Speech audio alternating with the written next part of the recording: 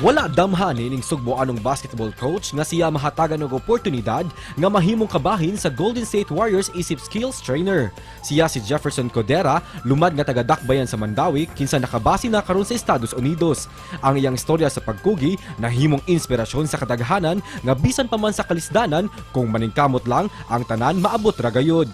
Karong buntaga, sayrantang yang storya sa kalampusan, ingon man ang yang humble beginnings, dinhilang sa GMA Regional TV Live. Usa sa mga coaching staff sa Golden State Warriors ang atong mahinabi karong buntaga mga kapuso. Busa, let's all welcome Mr. Jefferson Codera.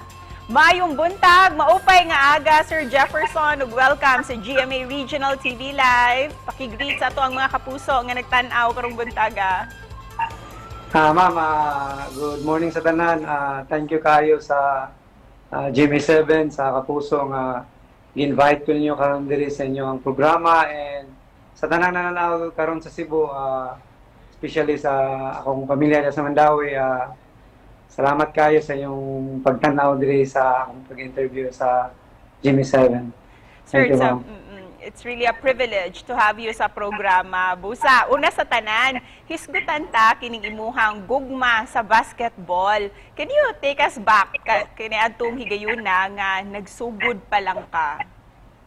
So, nag-start ko akong basketball, ma'am, pag-edad na ako mga 8. Kami, mo share lang ko ninyo, dili ingon nga nagkuhan ko kay ubrit kayo may daghang kailan ako diya sa Tabok, Mandawi, taga diha man gyud ko. Kanang wala ra na ang basketball kay na kuno na sa una kay sa akong pagkabata, di sabiya kay pagpalit og bola niya usasad ang basketball sa unang panahon kanang ang mga dagko manula. So dili bigid mi kaduwa kay gagmay pa mi tan-aw ra mi pero nalab na ko ang basketball kay sa nakita na ako lingaw sa akong edad atong 8 anyos lingaw niya kana gusto jud ko nga mag-player niya magid ko'y swerte kay gamay biya ko niya usa nga gamay ko kana dili bigid ang kay anim siya ang basketball manggut para sa ko dula siya sa kana galing naa kay murag kwarta gid ba sa nang murag magdula jud nga kailangan sapatos kailangan uniforme. Busa, sir, kisay nakaagni kanimo nga musud sa kalibutan sa basketball o himuon gayud kining career? So, ani ma'am, diya sa Lapu-Lapu sa una, kay share lang ko ninyo, ninglayas juga sa mua. Nang napalayo ko ba, kay buli ka ng mga buli-buli ba? So, share lang ito ninyo ha, dili ningon nga i-criticize ko mga tao. So, mo gini akong story yun. Ninglayas ko sa mga sa Tabok, dito ko nipuyo sa Lapu-Lapu. Tapos baskitan. Timing man ang baskitan, nga may basketball clinic si Coach Larry Villanilla. Kanang dito ko nga magigdahigda ako sa baskitan. Dito ko matulog. Saglan pa na ako dispatcher ginagmay para mabuhi ko. Kaya balong manggig ko nga kapasong ko nilang mama sa una, dili ko mukuyog. Yung gumagi, baruganin ako nga basag di lang ko kay huwag mo ko magrikadik. Ang bugo mga awat, ang bugo magbinuang diri, sakti lang kung mabuhi ko gasa ko pa dong. So silang mama, nakasabot ako sa kuha, kaya naman ko'y prinsipyo nga, once nga nihawa ko diya, padayon kung asa ko dalhon sa akong journey sa akong kinabuhi. So buntag, mag-jeep dispatcher ko diya sa mga nang trabaho BIPSA, parking ko mga motor niya, mingaw na ato ko sa basketan, magtambay ko kay nagtapad na mo ko ng basketan duha ka buok sa Lapu-Lapu kaniadto kanang simbahan. So mao to nga si Coach Larry naman siya basketball clinic iya kong gi-invite na kuwangan man siya og trainer niya. So kay mo siya gumudula og basket so ni-appeal ko iya kong ipa-appeal niya. Naganahan man siya the way ko mo training so nagdugay jud ko dito nag-start akong career sa pagtulo og basket. Fast forward to sir, nganong naabot ka sa Golden State Warriors? What's the story behind that success? 1 month pa lang gusto niyo gumuli sa Pilipinas kay mingaw kay nga to di mo kitag tao dito. Oo. Mingaw man so wa ko kay ba nga ako ding lugar di ay lugar siya sa basketball. Country gid siya daghang basketball nga to wa pa lang ko nakakita. So nakita ko nga to kay ninggawas man ko newspaper kaduha sa Amerika. 2016 ug 17 gawas man ko. So pag 14 na may director sa basketball operations sa among lugar nga black siya, nakita niya nga tudlo kog bata ang ano ko na akong tinuduan ko na ko pang world class ko no kanang detalye niya specific ya professionalism ko no diin ba daw ko gikan ya ako siyang gingnan na kanang sa Pilipinas naman mi sir kanang third world country man mi pobre biya mo nasod niya niyo siya nganong detalye mga mo tudlo inko wala ko kay balo kay lahi man sa Amerika ma'am once makit-an kanila nga the way ka mo handle og player the way ka mo tudlo makita nila nga lahi ka different ka iana man jud kanila so nakit-an man ko niya nga detalye ko mo tudlo nya bisag dili ko may English ang mga players mo patuo sa kuha. So dito nag-start ang career yang giinila ng Golden State nga sa camp sa Golden State camp na Asian guy Filipino diri suway lang ni ninyo. So mo to pag suway sa kuha dito ko for 2 years volunteer ko mamoy wala jud ingon na daot og sweldo ana wala.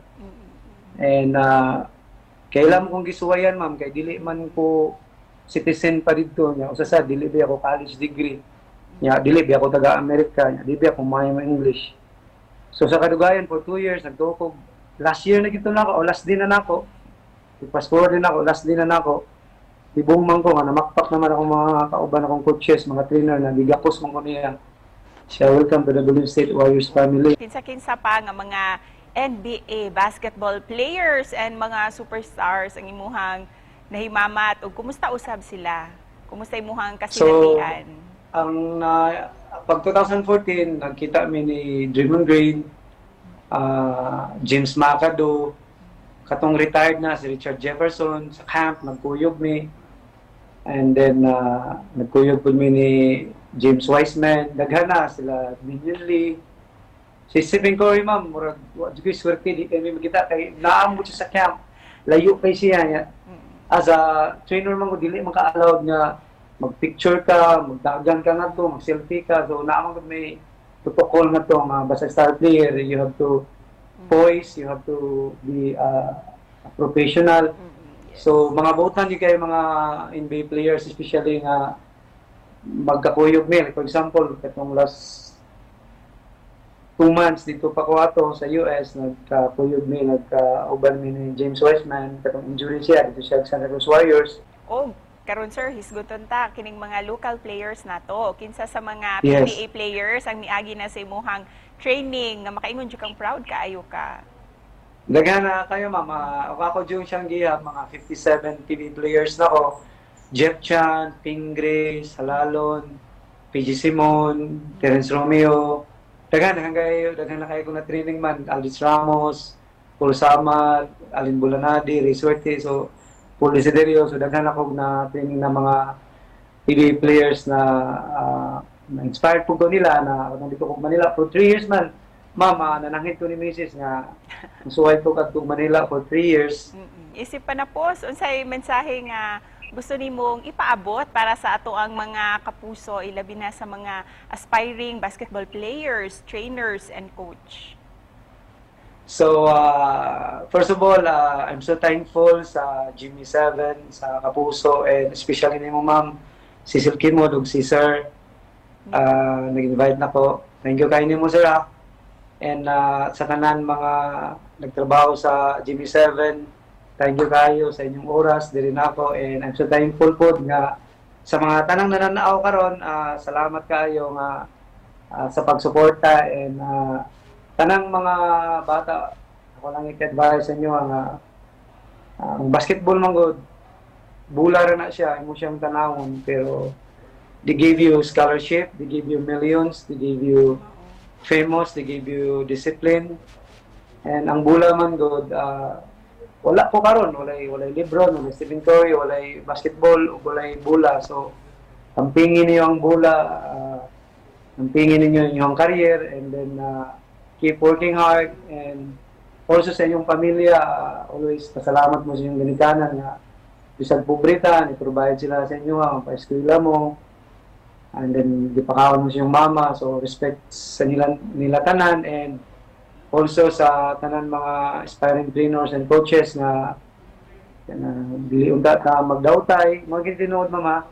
We keep helping each other and we have to help sa tanang mga bata kasi sila may future nato sa atong basketball. So hopefully makita kanyo sa personal ma'am and salamat kayo sa tibok taga Cebu sa Jimmy 7 nga nagkita ta even though it's a pandemic. Magpray ko nga makawa na unta ni and keep safe and thank you so much mama. Salamat. Dagang salamat usab sir for sharing your very inspiring story kanamo. Dagang salamat Sir Jeff and see you soon. Salamat ma'am. God bless and see you soon. Salamat po.